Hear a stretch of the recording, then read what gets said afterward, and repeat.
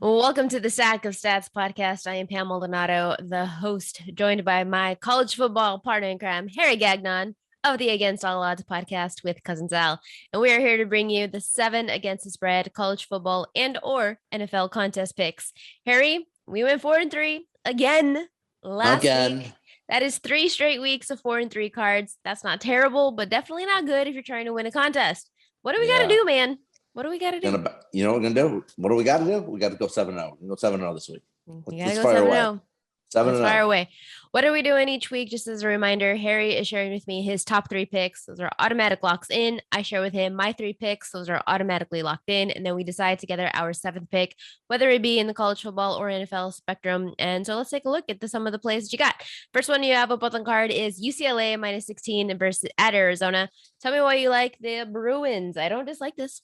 You know what? First, Arizona's awful, as we know. They lost to Northern Arizona at home. But UCLA coming off a bad game against Arizona State, really a bad second half.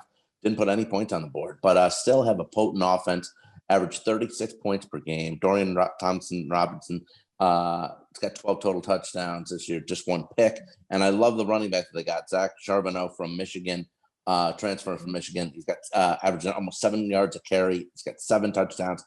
In 2019 with the Wolverines, he had 11 touchdowns, so he's something special on the team right now. And I just think UCLA coming off that loss, like they did against Arizona State at home, they're just going to go down to Tucson and lay a whooping on Arizona, who's just pretty bad all the way around. Both of these teams are susceptible in the defense. Arizona is a pass-first team, and UCLA 124th in passing defense. UCLA is a run-only team for the most part. And Arizona is 102nd in rushing defense. One of those has to give. I do like the UCLA as a better team. I'm worried about covering a big spread on the road, but Arizona, as you said, gosh, awful. Coach is out the door. I don't think I'm okay with this. Let's move it on. We're doing it. Okay. I'm trusting you, Harry. You love this pick. I love this pick. I'm not, I don't love huge favorites, but just this Arizona team, they have nothing to play for. Yeah, nothing to play for. Terrible. So then the next game you like is Notre Dame. You're not taking Notre Dame at Virginia Tech +1, the home underdog, short home underdog. Tell me why you like Virginia Tech over Notre Dame, who last week is coming off a big loss to Cincinnati as 3.5 home favorites, and they just look like a wreck. What happened? Well, yeah, I mean, like I said when we discussed that game last week, I loved Cincinnati in that game. And they get the cover, they get the win in South Bend, and I like Virginia Tech here too. I just think Notre Dame's exposed. I don't know if they feel like that we should go with Cone, we should go with Pine. Do we go with Pine? Do we go with Cone? It's back and forth. It doesn't look good. Their offense just doesn't look good. They had 84 yards rushing last week against Cincinnati overall. Kyren Williams isn't the same way. Kyren Williams we saw a year ago who had 1,100 yards and 13 touchdowns. Pam, in 5 games this year, he's got under 300 yards rushing.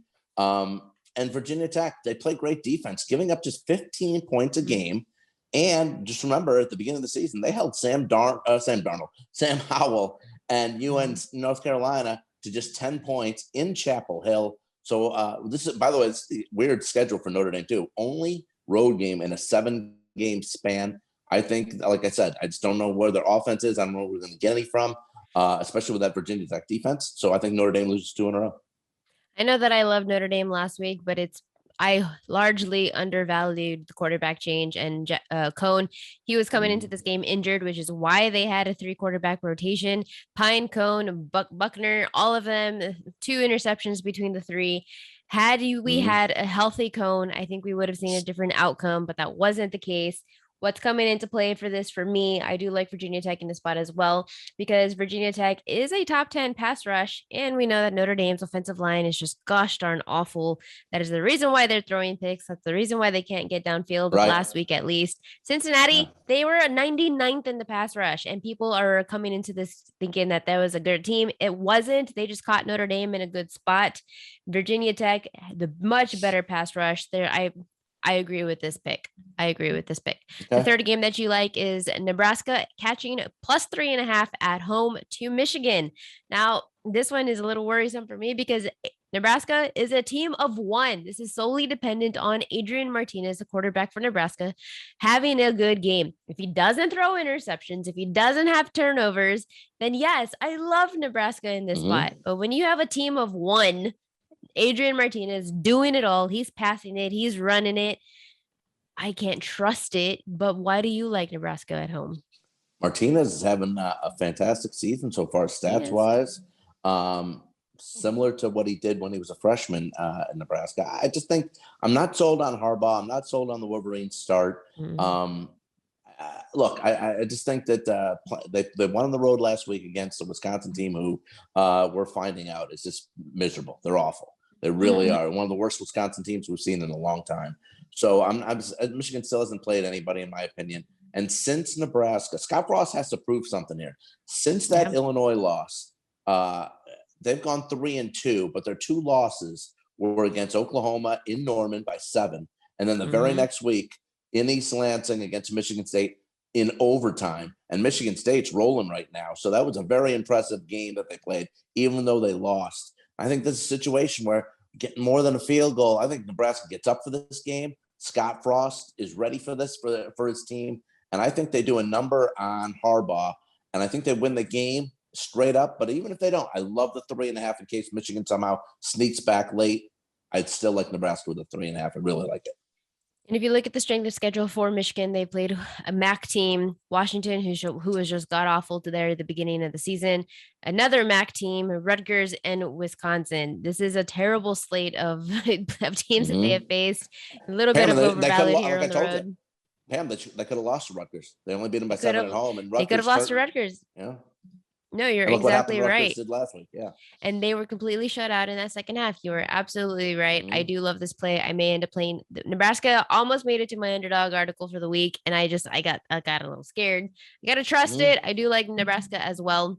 So those are going to be the 3 games that you like. UCLA -16 at Arizona, Virginia Tech +1 at home against Notre Dame, and Nebraska +3.5 at home against Michigan. Going over to my 3, I never, ever, ever take big ass favorites, but I'm taking a big ass favorite. I like Ohio State -20.5 at home to Maryland. Maryland is 95th in passing defense, 95th, and they're one of the worst secondaries in all of college football. And you have played multiple teams. All the teams you have placed are bottom 30 in passing offense. So now you're going up against Ohio State, is top 10 in passing offense. It seems like they're catching a stride here last week after 5 touchdowns thrown from CJ Stroud, 7th in offensive touchdowns. Good luck.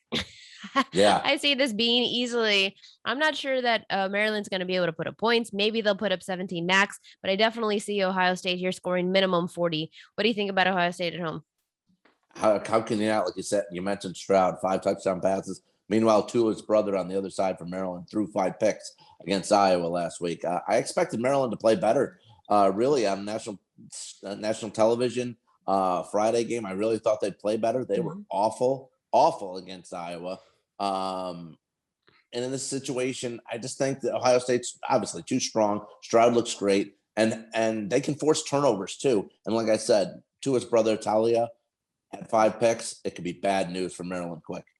Bad news. I like it. Another game that we do like is Ole Miss -6 at home against Arkansas. Now, I know this one is like a bit of a scary pick, and I'm not sure what your thoughts are on it. I'm about to ask you on that, but I like Ole Miss at home because the Razorbacks, they're 2nd in best passing defense. That sounds really good, right? Except the 5 games that they have played, 5 teams ranked 64th or worse in passing offense. 2 of them are in the bottom 15. Now you have Ole Miss, who is a top 20 passing attack, top 15 in points per play, 3rd in offensive touchdowns, and they are coming off a big upset to Alabama. I mean, that looked pretty bad. But it's Alabama. I'm not going to cut them too much slack there.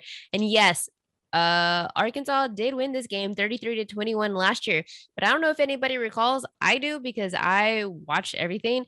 It was windy as fuck. It was windy. It was 40-mile-per-hour winds. Matt Corral had 200 passing yards, six interceptions, and the Rebels, they were a pass-only team back then, but now they are top 10 in the run game, and Corral has become a lot much more of a mobile quarterback. I think they're going to have a huge bounce back here. It's normal weather conditions. I like Ole Miss -6 at home. What do you think? I could do that, definitely. But, I didn't want to be a downer last week, Pam, because we both we had Ole Miss in the contest over Alabama. and I know you're watching the game, and I was going to text you after Ole Miss first drive of the game. I mean, first drive of the game, 4th down and 1, they get it. They get it. 4th down and 2, they go for it again, they make it. Then they're down to the 4-yard line of Alabama, 4th and 2, and Kiffin runs a terrible, slow developing play. They don't get the first down, and you don't get any points out of that. I was about to text you right there and said, I was about to say, we're done, which I didn't because I didn't want to be a downer, but that really set the tone for the rest of the game. Corral couldn't really get it going. Still didn't have a pick. Still doesn't have a pick on the season. He's got 10 passing touchdowns. He's got 6 rushing touchdowns, I believe. Might even have 7. And maybe I know it was against Georgia last week. Arkansas, they got nothing going, but maybe they got exposed to because everyone was on Arkansas, all pumped up about them being number 8 in the country heading into that game. They had 87 yards passing for the game. 87 yards passing for the game. I mean, that's it. So I think maybe Ole Miss's offense here, which is still very strong. And I think a couple of situations last week, they should have probably scored in the 30s against Alabama. A couple of things, like I said, they didn't get done down deep. But still, I think laying 6 here is a fair number, and I think we get the cover. I like it. And 6 interceptions is all I can think about. 6 interceptions last year. That is totally unlikely to happen again. This time, there is no wind. I like Ole Miss -6 at home. The other game that I like is UTSA +3.5 at Western Kentucky. Now, this one is also a scary ass one because Western Kentucky, something that I never thought that I would say, they lead the nation in passing yards. What? I never would have imagined. But Western Kentucky is, yes, first in passing yards. Quarterback Bailey Zapp, he has 365 passing yards in 3 of his 3 FBS games. And yet they are 1-3 on the season. And why? Because they have absolutely, another thing I never thought I would say, the Hilltoppers, they are bottom of the barrel when it comes to total defense. They're bottom 15. They allowed 339 rushing yards to Army, 500 total yards to Michigan State. 500 yards to Indiana. They're making bottom of the barrel teams look really good on this offense. They have no pass rush. They're bottom 3 in takeaways. And UTSA, they have a dual threat offense, both on the run game because of Sincere McCormick, who has 100+ rushing yards in 3 of his 5 games. And UTSA, what do they love to do? Because they have Sincere McCormick and a really good running back unit, they like to have some rushing scores over passing touchdowns. And Western Kentucky, they have allowed only 2 passing touchdowns on the season, 11 rushing scores. I know that UTSA struggles with the passing defense, so that could come into play, but they have already played opponent offense in Memphis, and they won that game. Plus, you have a really great quarterback pressure. UTSA is 15th in quarterback sacks. Western Kentucky is 75th in quarterback protection. 6 sacks between Army and Michigan State. I think definitely UTSA can contend. They've been an underdog darling of mine since last season. I like them again here in this spot just because of how terrible Western Kentucky's defense is. What do you think?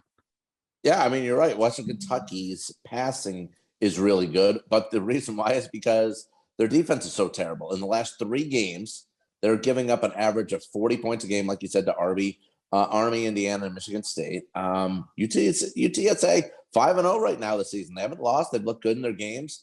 Didn't cover last week, which I kind of like. Maybe heading into this one as they're a dog here, as they didn't cover against UNLV. By the way, UNLV over under, just throwing it out there. Their over under for the season was 1.5 wins. Mm-hmm. They don't have a win, but they are 4-1 against the spread. Just keep that in mind. UNLV 4-1 against the spread this year. But I'll roll with you with the Roadrunners of UTSA getting 3.5. Pretty good, right? It is pretty good. That does it for our 6 picks. For their 7th pick, I'm gonna hand it to you. You texted me right before and said you wanted to do an NFL game. Harry, I will let you do this NFL game because you know what? Kelly in Vegas likes them too. You like the Bills +2.5 at the Chiefs. I am scared as fuck for that game. I don't know. It is going against Mahomes. People keep talking about, the Chiefs aren't covering the spread. Well, now that the spread is so much smaller, it's a lot easier to cover. They're no longer 7-point favorites, 6-point favorites. Now they're 2.5 or 3. I like the Chiefs. You all like the Bills. I'm going to trust y'all. What do you like about the Bills? I like the Bills because first off, remember, bit of a revenge here. Kansas City beat them at home last year in the regular season. Yes. And then, of course, in the AFC Championship game. But I have a lot of faith and confidence in Josh Allen. 9 touchdowns, 2 picks so far this season. And I don't think we've seen the best of him yet. I like how they use Zach Moss inside the red zone. He's got 4 touchdowns this year already, 3 rushing, 1 receiving. And what I think the difference is, Bill's defense has been fantastic. I love Jordan Poyer. I love Micah Hyde. They've been fantastic this year. They've pitched 2 shutouts. I think they're the best team in the AFC right now. And the reason why I think they really win this game is because Kansas City's defense isn't that great. You look what's at Mahomes can do all he can, and he's still doing it. He's putting up huge numbers. But Kansas City's defense is their flaw in all 4 games this year. All 4 games, they've given up 29 points or more in all of them. I like the Bills. I think they're a more complete team, and I'll take the field goal. To counter argue that, the reason why they are looking so absolutely stellar is because you've played an aging, who we know can't really do much right now, Ben Roethlisberger, Jacoby Brissett, Taylor Heineke, and Davis Mills. Those are the quarterbacks that you have faced. So yes, your defense is kind of looking a little bit fraudulent, and now you're facing Patrick Mahomes. Taylor Heineke's putting up fantasy numbers like crazy. But because he's always playing from behind, they have not had a lead in the games, and a lot of these are garbage yards, garbage points. And now you're facing Patrick Mahomes, who is 5th in passing yards. He is 1st in passing touchdowns, and he is 2nd in passer rating. Oh, no doubt about it. But those numbers are staggering, no doubt about it. But I still think, as a more complete team, I'd take Buffalo right now. Okay, you seem to love the Bills. Kelly's best bet is with the Bills. I'm going to trust you all. I like it. I mean, I don't like it, but I'm going to put it in there. Because at this point, what else do we have to lose? We're 4-3. We need to go 7-0. Last time me and you did a NFL pick, it was at Kansas City when I took Cleveland. That was a W. Oh, maybe we'll get a little bit of double luck here. Okay, so then those are our 7 picks. We have UCLA -16 at Arizona, Virginia Tech +1 at home against Notre Dame, Nebraska +3.5 at home to Michigan, Ohio State at home -20.5 to Maryland, Ole Miss at home -6 to Arkansas, and then UTSA +3.5 at Western Kentucky. And then for our 7th pick, we're pivoting to the NFL, and we're going with the Bills +2.5 at the Kansas City Chiefs. Those are our 7 picks in both college football and the NFL.